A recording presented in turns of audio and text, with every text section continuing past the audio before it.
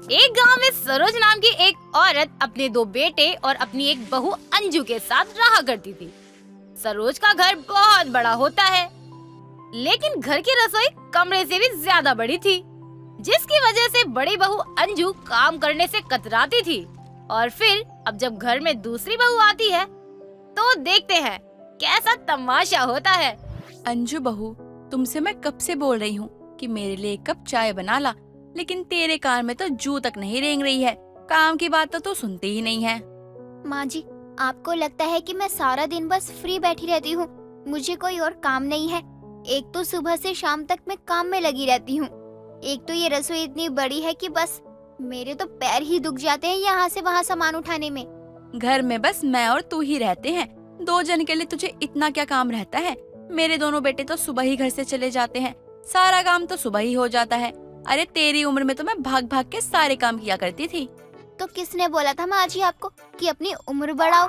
अरे जितनी थी उतनी ही रहती ना, कम से कम मुझे भी तसल्ली मिलती रहती, सारा काम आप खुद ही कर लोगी। हाँ हाँ, तुझे तो बस काम ना करने का बहाना चाहिए। तुझे अगर कोई काम कह दो तो वो तुझसे होता ही नहीं है। 1 कप चाय बनाकर पिलानी थी, सारा दिन पड़ी रहती है, फिर भी पता नहीं क्यों थक जाती है तू। बस मुझे तो मेरी छोटी बहू के आने का इंतजार है। माँ जी, जब आपकी छोटी बहू आएगी ना तब की तब देखी जाएगी, लेकिन अभी फिलहाल आपकी एक ही बहू है और वो हूँ मैं, तो थोड़ा सा प्यार दुलार मुझे भी कर लिया करो। हर वक्त बस काम ही काम दिखता है आपको। सरोज और अंजू में हमेशा यूं ही अनबन रहा करती। सरोज छोटी छोटी बातों पर अंजू को सुनाने लगती और अंजू भी कौन सा चुप रहने वाली थी।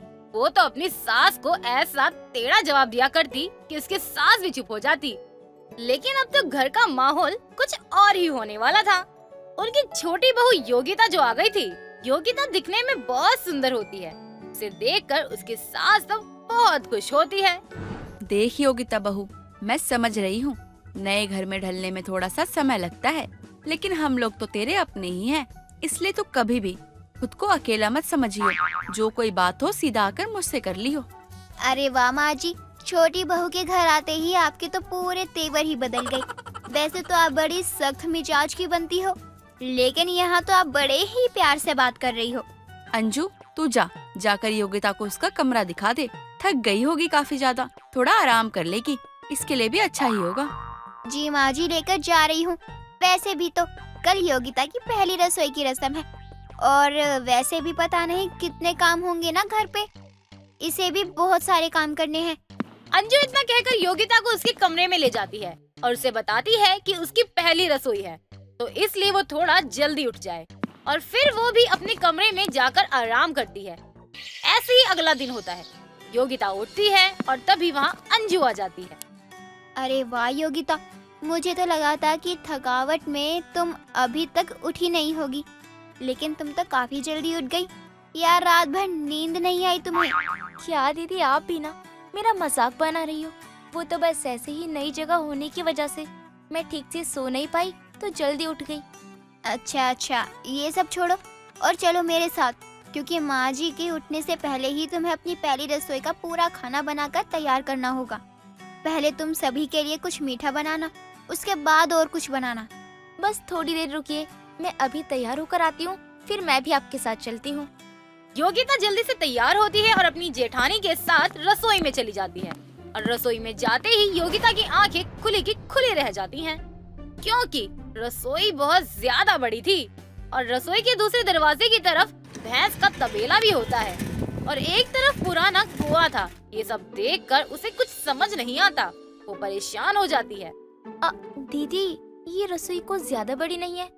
मेरा मतलब है कि मैंने पहले कभी इतनी बड़ी रसोई नहीं देखी, तो मुझे ये सब कुछ ज्यादा ही बड़ा लग रहा है। इसमें तो मैं सामान ही ढूंढती रह जाऊंगी। हाँ, थोड़ी सी तो बड़ी है ही। देखो, मैं तुम्हें सब समझा देती हूँ। ये हमारी रसोई है और हम लोग खाना चूल्हे पर बनाते हैं। चाय बनाने के लिए पहले तुम्हें भैंस का दूध निकालना होगा और पानी तुम्हें कुएं से निकालना होगा। अच्छा, और जब तक मैं कुएं से पानी और भैंस का दूध निकाल कर आऊंगी तब तक तो माँ जी उठ भी जाएंगी।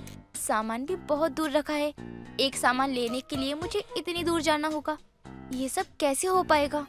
अरे योगिता, तुम तो अभी से इतना घबरा रही हो। धीरे धीरे तुम्हें आदत लग जाएगी। और वैसे भी अब तो रसोई छोटी ही है, पहले इससे भी ज्यादा बड़ी थी और सामान लेने के लिए तो इधर उधर करना ही होगा। पहले इससे भी बड़ी थी? मतलब घर से बाहर ही जाना पड़ता होगा आपको सामान लेने के लिए तो। तू परेशान मत हो, धीरे धीरे सब आदत पड़ जाएगी। पहले पहले मुझे भी ऐसे ही लगता था कि मैं कैसे कर पाऊंगी, लेकिन अब इतने साल हो गए हैं कि आदत हो गई है। योगिता इतनी बड़ी रसोई देखकर चौंक जाती है, लेकिन अब उसकी शादी हो चुकी थी, इसलिए अब योगिता को भी इतनी बड़ी रसोई की आदत टालनी पड़ती है। तभी उसे एक आइडिया आता है और वो अपनी रसोई के लिए साइकिल का इस्तेमाल करती है। अब उसे पानी लेने जाना हो या दूध निकालने, वो साइकिल पर बैठती और फटाफट से सारे काम कर लेती। क्या बात है योगिता, इतने सालों में तो मुझे भी ये आइडिया कभी नहीं आया। मैं बेवजह इतना परेशान होती रही। तेरे इस अनोखे आइडिया ने तो इस रसोई को अनोखा ही बना दिया। हाँ दीदी, अब अगर ऐसे मैं काम करती तो सारा दिन किचन में यहाँ से वहाँ दौड़ती रहती। अब सही है ना, साइकिल की मदद से मैं अपने सारे काम कर लिया करूँगी। चल अच्छा है, माँ जी की डांट से बची रहेगी फिर तो।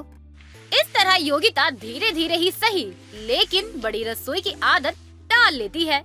लेकिन दिन भर रसोई में इधर से उधर काम करते हुए योगिता बहुत थक जाती है।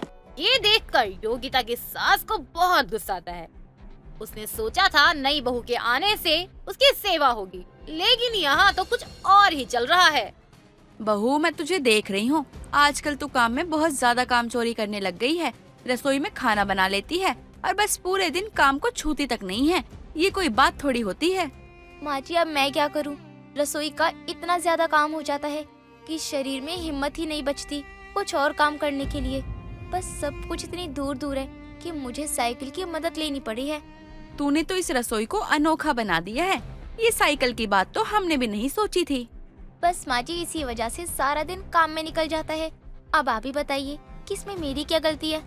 हाँ हाँ, बस काम ना करने के बहाने चाहिए होते हैं। बड़ी बहू तो कम काम चोर थी, जो तू भी ऐसी हो गई है। उसने ही तुझे ऐसा बनाया होगा। तुम दोनों अब साथ में नहीं बैठोगी। क्या माँ जी, ये कोशिश तो कर रही है ना, धीरे धीरे कर लेगी वो। अगर आप उस पर ऐसे चिल्लाती रहोगी तो सोचो ना योगिता को कितना बुरा लगेगा। और क्या आप हर बात में मुझे बीच में घसीट लाती हो? तू तो चुप ही कर जा। तेरा ही किया हुआ है ये सब।